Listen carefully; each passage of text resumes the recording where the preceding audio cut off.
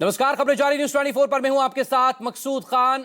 Iran और Israel के बीच war पर लगातार हमारी नजरें बनी हुई हैं। यूएस और इजराइल के बीच जो दोनों मिलकर ईरान पर लगातार अटैक कर रहे हैं, जवाब में ईरान की तरफ से भी पूरे मिडिल ईस्ट पर बॉम्ब बरसाए जा रहे हैं। इस सबके बीच एक बड़ी खबर आपको बता दें, कुवैत में अमेरिकी फाइटर जेट मार गिराने का दावा किया गया है।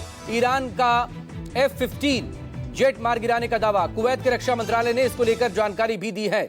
ये देखिए तस्वीरें आपके सामने, जेट 1, जेट 2 और जेट 3। हालांकि इसमें एक तस्वीर में साफ देखा भी जा रहा है कि जेट के क्रैश होने से पहले पायलट ने खुद को इजेक्ट वहां पर किया और अब खुद को बचाने की कोशिश की पैराशूट के जरिए। इस तीसरी तस्वीर में आप पायलट की लैंडिंग को देख सकते हैं।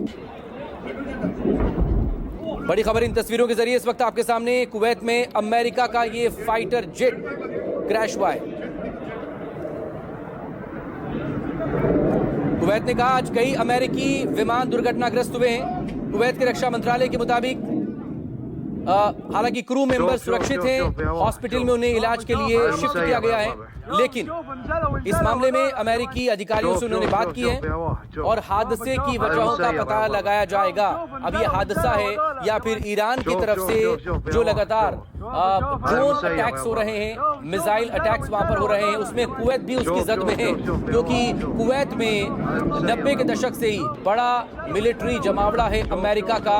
और ईरान लगातार मिडिल ईस्ट में जहां जहां भी अमेरिका के मिलिट्री बेस हैं, एयर बेस हैं या उसका नेवल बेस है, वहां पर लगातार वो अटैक कर रहा है। और इसी दौरान ये F-15, एक से ज्यादा F-15 का यहाँ पर नुकसान हुआ है। अमेरिका के ये विमान थे। कुवैत के विदेश मंत्रालय ने बाकायदा इसकी पुष्टि भी की है और ये तस्वीरें दोनों आपके सामने।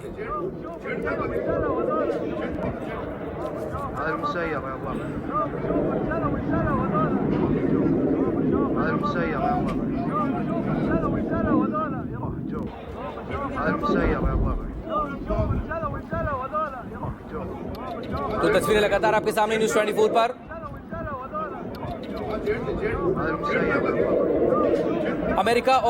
अमेरिका इजराइल और ईरान की जंग का आज ये तीसरा दिन है। शनिवार को दोपहर के वक्त में भारतीय समय के मुताबिक अटैक किया गया था और इसमें ईरान ने अपने सर्वोच्च नेता, अपने supreme leader Ayatollah Ali Khamenei को खोया है। और इसके बाद से ही लगातार ईरान चौतरफा हमले कर रहा है अपने पड़ोसी मुल्कों पर भी। लगातार वहां जहां पर कि अमेरिका के बेस वहां पर मौजूद है, जहां पर अमेरिकी सैनिकों का जमावड़ा है, ऐसी तमाम इमारतों को, ऐसी तमाम जगहों को ईरान की तरफ से ड्रोन और मिसाइल के जरिए निशाना बनाया जा रहा है।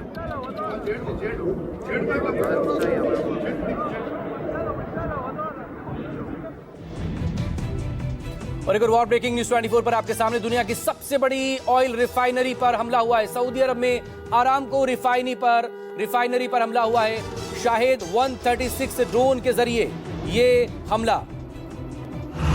बड़ी खबर इस वक्त आपके सामने, ये देखें हमले के बाद की तस्वीरें। दावा यही किया जा रहा है कि ये सऊदी में मौजूद सबसे बड़ी ऑयल रिफाइनरी आरामको में ईरान के अटैक के बाद की तस्वीरें हैं। ईरान के शाहिद 136 ड्रोन ने इसे यहां पर हिट किया है और एक बड़े इलाके को यहां पर डैमेज पहुंचा है। इस हमले के बाद अब बताया ये जा रहा है, जिस तरह की अपडेट वहां पर मिल रही है, इस अपडेट के बाद कि इस हमले के बाद आरामको ने, इस रिफाइनरी ने फिलहाल के लिए काम करना वहां पर पूरी तरह से बंद कर दिया है।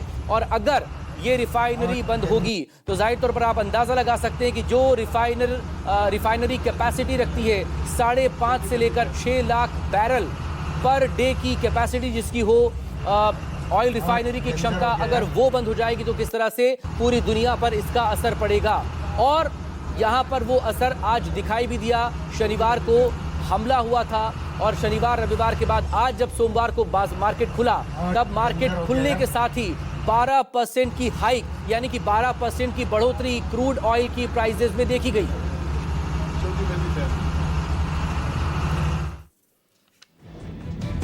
और एक और वॉर ब्रेकिंग, ईरान इजराइल के बीच भीषण जंग जारी, लेकिन दूसरी तरफ बाकी और लोगों को इसका अंजाम भुगतना पड़ेगा।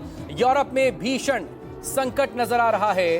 गैस की भारी कीमत में बढ़ोतरी यहां पर सामने आई है। यूरोप में गैस की कीमतों में करीब 22% का उछाल यहां पर हुआ है।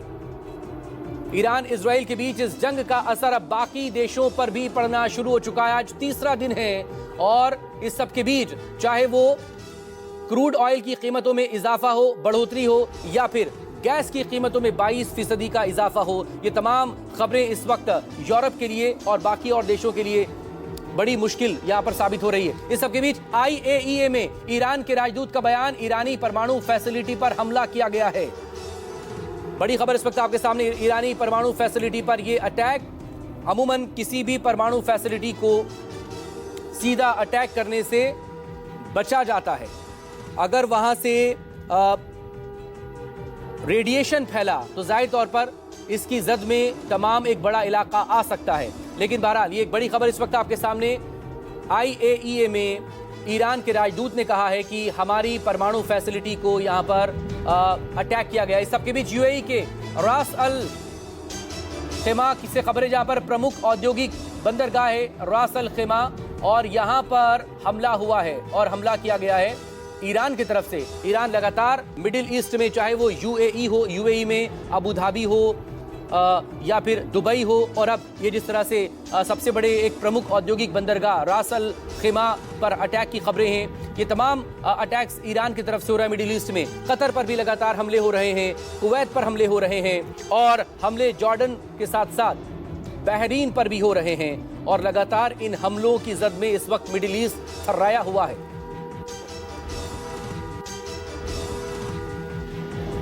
और बड़ी खबर आपके सामने, US इजराइल के हमलों में अब तक 555 लोगों की मौत की खबरें। ईरान में अब तक 555 लोगों की मौत की खबर यहां पर सामने आई है।